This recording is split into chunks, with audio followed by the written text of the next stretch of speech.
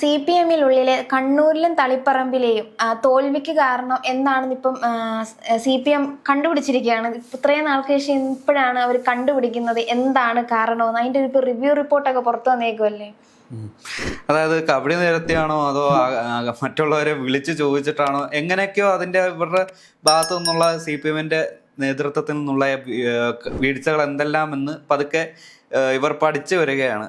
അത് എന്നു മുതലാണെന്ന് ചോദിച്ചാൽ ഇവർക്ക് എന്ന് തോൽവി സമ്മതിച്ചോ അല്ലെങ്കിൽ 35 സീറ്റിലേക്ക് എപ്പോൾ ചുരുങ്ങിയോ അപ്പോൾ മുതൽ തുടങ്ങിയ പഠനമാണ് 1 മാസം അല്ലെങ്കിൽ 1.5 മാസമായിട്ടും ഈ ഒരു പഠനം തീരുന്നില്ല എന്നുള്ളതാണ്. ഇപ്പോൾ അവസാനമായിട്ടൊരു പഠന റിപ്പോർട്ട് സംസ്ഥാന കമ്മിറ്റി മുന്നോട്ട് വെച്ചിരിക്കുകയാണ്. അതിൽ വിമതന്മാർ, അതായത് CPM പാർട്ടിയിൽ നിന്നും പുറത്തേക്ക് പോയ വിമതന്മാർ ഒരു കാരണമായിട്ടുണ്ട്. അതുമാത്രമല്ല ഏറ്റവും ഇളക്കം തട്ടിയിരിക്കുന്നത് CPM-ന് ഏറ്റവും ഇളക്കം തട്ടിയിരിക്കുന്നത് അല്ലെങ്കിൽ കോട്ടം സംഭവിച്ചിരിക്കുന്നത് തലപ്പത്ത് തന്നെയാണ്. അതായത് തലയിരിക്കുമ്പോൾ വാലാടില്ലെന്നല്ല, ഇപ്പോൾ തല തന്നെ ആകെ ഒരു ആടിക്കുഴഞ്ഞ അവസ്ഥയിലാണ് CPM-ന്റെ.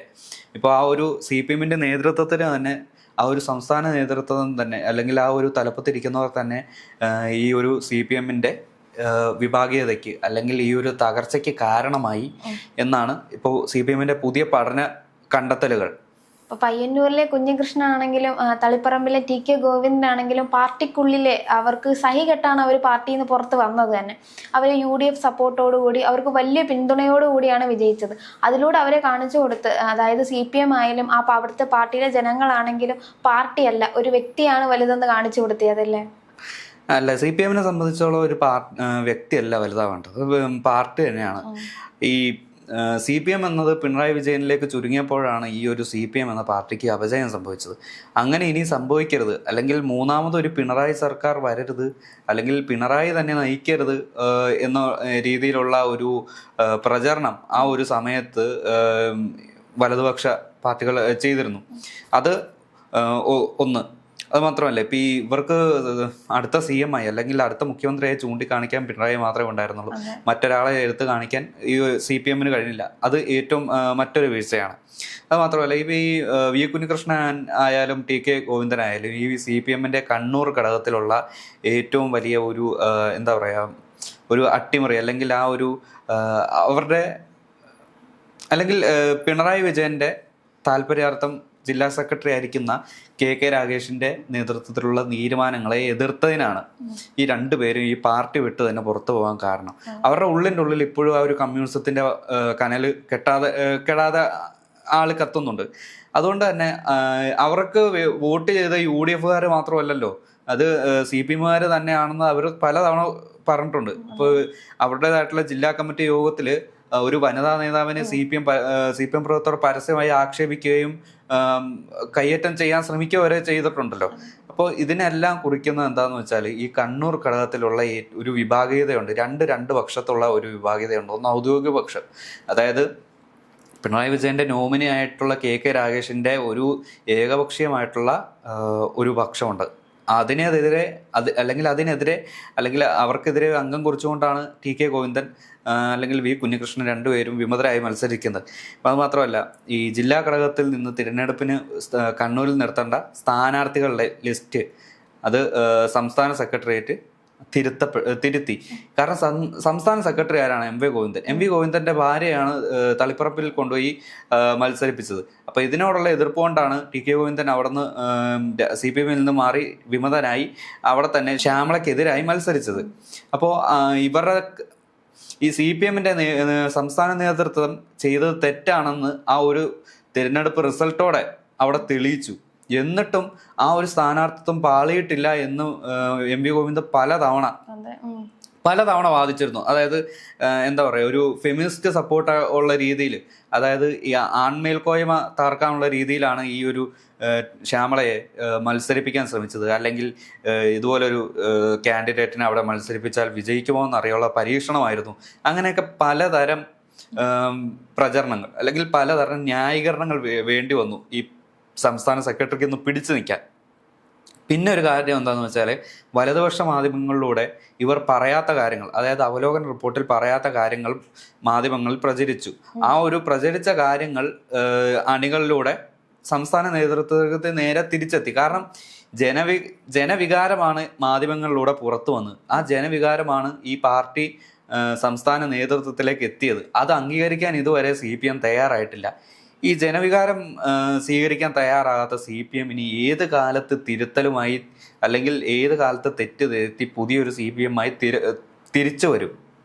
എന്തായാലും കണ്ണൂരിൽ അവർക്ക് കിട്ടിയ തിരഞ്ഞെടുപ്പ് തോൽവിയിൽ ഏറ്റവും കിട്ടിയ തിരിച്ചടിയാണ് കണ്ണൂരിൽ സംഭവിച്ചത്. അതാണ് ഇപ്പോൾ തളിപ്പറമ്പിലായാലും പയ്യന്നൂരിലാണെങ്കിലും ഇപ്പോൾ നമ്മുടെ മുൻ മുഖ്യമന്ത്രി പിണറായി വിജയൻ നിന്നെടുത്ത് തന്നെ കണ്ടയില്ല എത്ര തവണയാണ് 6 റൗണ്ടിന് ശേഷമാണ് കുറച്ചെങ്കിലും ലീഡ് പിടിക്കാൻ തുടങ്ങിയത്. അവർക്ക് നല്ലൊരു തിരിച്ചടിയാണ് അവിടെ കിട്ടിയത്. ഇപ്പം 1.5 മാസം കൊണ്ട് പല കാര്യങ്ങളാണ് അവിടുത്തെ തോൽവിയിൽ വന്ന് അവസാനമാണ് അവർക്ക് കറക്റ്റ് ആയിട്ടുള്ള ഒരു കാര്യത്തിലെത്തിയത്. ഇനി ചിലപ്പോൾ നാളെ ആകുമ്പോൾ ഇതും മാറ്റി പറഞ്ഞേക്കല്ലേ. അതെ, ഒരു ഘട്ടത്തിൽ പറഞ്ഞു വലതുപക്ഷ മാധ്യമങ്ങളായിരുന്നു ഇവരെ ഏറ്റവും കൂടുതൽ മോശമായി ചിത്രീകരിച്ചത്.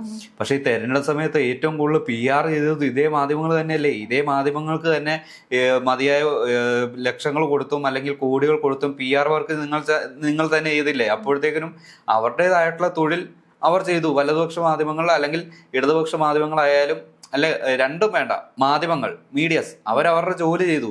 അല്ലാതെ ഒരാളുടെ സ്വാർത്ഥ പ്രകാരം നിൽക്കാൻ വേണ്ടി അല്ലെങ്കിൽ പാർട്ടി ചാനലുകളെ പോലെ നിൽക്കാൻ മറ്റു ചാനലുകൾക്കാവില്ലല്ലോ.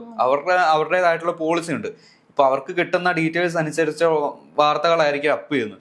ഇപ്പൊ അത് മറ്റൊരു വലതുപക്ഷ പാർട്ടികൾ കൊടുത്തതാണ് എന്ന് ന്യായീകരിക്കുന്നത് ശരിക്കും മുമ്പുള്ള ആ പറഞ്ഞ ന്യായീകരണങ്ങളുണ്ടല്ലോ. അതായത് മുമ്പ് പരീക്ഷണം പോലുള്ള ന്യായീകരണങ്ങളുണ്ട്. MV ഗോവിന്ദന്റെ പതിവ് ന്യായീകരണമാണ് ഇപ്പൊ ഈ മാധ്യമങ്ങളെ പഴിചാരിയുള്ള ആ ഒരു പുതിയ കണ്ടെത്തൽ. അപ്പൊ തിരഞ്ഞെടുപ്പ് തോൽവിയുടെ അവലോകനം കണ്ടുപിടിച്ച് ഇപ്പൊ പാർട്ടിയിൽ നിന്ന് കുറെ പേര് തന്നെ ഇപ്പൊ പാർട്ടിക്കകത്തു നിന്ന് ഇറങ്ങി പോയിട്ടുണ്ട്. വേറെ പാർട്ടി ചേരുന്നുണ്ട്, മിക്കവരും UDF-ലോട്ട് വരുന്നുണ്ട്, BJP-ലോട്ട് പോകുന്നുണ്ട്. ഇനി എനിക്കൊന്ന് 5 വർഷവും ഈ അവലോകനം ഇങ്ങനെ കൊണ്ടുപോയാൽ കുറെ പേര് പാർട്ടിയിൽ നിന്ന് പോകാൻ സാധ്യതയുണ്ടല്ലോ. ഇല്ല, കഴിവത് അവലോകനം നിർത്തി വെക്കുന്നതായിരിക്കും നല്ലത്. അല്ലെങ്കിൽ കീഴ്ഘടകത്തിൽ ഒട്ടുമിക്ക അല്ലെങ്കിൽ ഒരു പാർട്ടിക്ക് വേണ്ടി ശക്തമായ ഒരു അടിത്തറയാണ്. ആ അടിത്തറ ക്ഷയിച്ചാൽ ആ ഒരു പാർട്ടിയുടെ നിലനിൽപ്പ് അല്ലെങ്കിൽ മേൽത്തട്ടിനെ തന്നെ വളരെ ബാധിക്കും. ഇപ്പോൾ ഈ ഒരു CPM എന്നുള്ള ഒരു പാർട്ടിയുടെ അടിത്തറ ഏറ്റവും ബലക്ഷയം സംഭവിച്ച ഒരു അവസ്ഥയാണ്. അതായത് തെരഞ്ഞെടുപ്പ് തോൽവിക്ക് ശേഷം ഓരോ അണികളായിട്ട് ഇങ്ങനെ ഓരോ പാർട്ടികളിലേക്ക് ചേക്കേറിക്കൊണ്ടിരിക്കുകയാണ്. എന്തിനേറെ ഒരു ബ്രാഞ്ച് കമ്മിറ്റി വരെ പിരിച്ചുവിട്ട ഒരു അവസ്ഥ വന്നിട്ടുണ്ട്. അത് മാത്രമല്ല, ഓരോ ബ്രാഞ്ച് സെക്രട്ടറി വരെ ഒരു പാർട്ടികളിലേക്ക് പോയി. മാത്രമല്ല, ഒരു CPM-ന്റെ കാൻഡിഡേറ്റ്, അതായത് കഴിഞ്ഞ ടൈമിൽ CPM കാൻഡിഡേറ്റ് എന്ന ഒരാൾ അവിടെ നിന്ന് രാജിവെച്ച് തിരിച്ച് BJP-യുടെ അല്ലെങ്കിൽ NDA-യുടെ കാൻഡിഡേറ്റായി മത്സരിച്ച ചരിത്രം വരെയുണ്ട്. ഇനി ഇതേ അവസ്ഥയിൽ CPM തന്നെ ഇല്ലെങ്കിൽ ഈ ഒരു തെറ്റ് തിരുത്താതെ ഇതേ ഒരു സ്വേച്ഛാധികാരമായിട്ടുള്ള ഒരു തീരുമാനത്തിൽ അല്ലെങ്കിൽ ഈ ഒരു നിലപാടുമായിട്ട് മുന്നോട്ട് പോവുകയാണെങ്കിൽ 5 വർഷം തന്നെ തയ്ക്കണമെന്നില്ല. ഈ ഒരു 3 വർഷത്തിനുള്ളിൽ ഒരു സൈഡിലൂടെ UDF-ന്റെ ഒരു ശക്തമായ ജനപിന്തുണയോടെയുള്ള ഒരു ഭരണം, മറുവശത്ത് ജനങ്ങളിൽ നിന്ന് അകലുന്ന CPM-ഉം ആ CPM-ൽ നിന്ന് മറ്റു പാർട്ടികളിലേക്ക് പോകുന്ന അണികളും. അപ്പോൾ CPM-ന്റെ ആ ഒരു തല നിലത്തേക്ക് പൊത്താൻ അധികം സമയം വേണ്ടി വരില്ല. അപ്പം തളിപ്പറമ്പിലെ പയ്യന്നൂരിലെ അവർ കണ്ടുപിടിച്ചു എന്താണ് തെറ്റ് എന്നുള്ളത്. അപ്പൊ ഇനി പിണറായി വിജയൻ ഇത്രയും നാൾ ചെയ്ത ഭരണവിരുദ്ധതയും അവസാനം മനസ്സിലാക്കി വരുമോ? അല്ല, അതൊരിക്കലും സംഭവിക്കില്ലല്ലോ. പിണറായി വിജയനെ തള്ളി പറയുന്ന ഒരു അവസരം ഒരു കാരണവശാലും CPM എടുക്കില്ല. ഇപ്പോൾ മറ്റു കീഴ്ഘടകങ്ങളിൽ നിന്ന് വന്ന റിപ്പോർട്ട് ജില്ലാ കമ്മിറ്റിയിൽ നിന്ന് അവരുടേതായിട്ടുള്ള അഭിപ്രായങ്ങൾ വെട്ടി, അതായത് ഇതിനു മുമ്പ് MV ഗോവിന്ദൻ പറഞ്ഞിരുന്നല്ലോ, ഈ തോൽവിയുടെ കാരണവും പിന്നെ അവരുടെ നിർദ്ദേശങ്ങളും സംസ്ഥാന കമ്മിറ്റിക്ക് അയച്ചു തരൂ, ഞങ്ങൾ പഠിക്കാം, അതനുസരിച്ച് തിരുത്തി തരാം. അതനുസരിച്ച് കീഴ്ഘടകങ്ങളിൽ നിന്ന് വന്ന ഓരോ തിരുത്തലുകളും ജില്ലാ കമ്മിറ്റിയിൽ ഡീറ്റെയിൽ ആയിട്ട് പഠിക്കുന്നു. അതിൽ ആവശ്യമില്ലാത്ത ഭാഗങ്ങൾ വെട്ടിക്കളയുന്നു.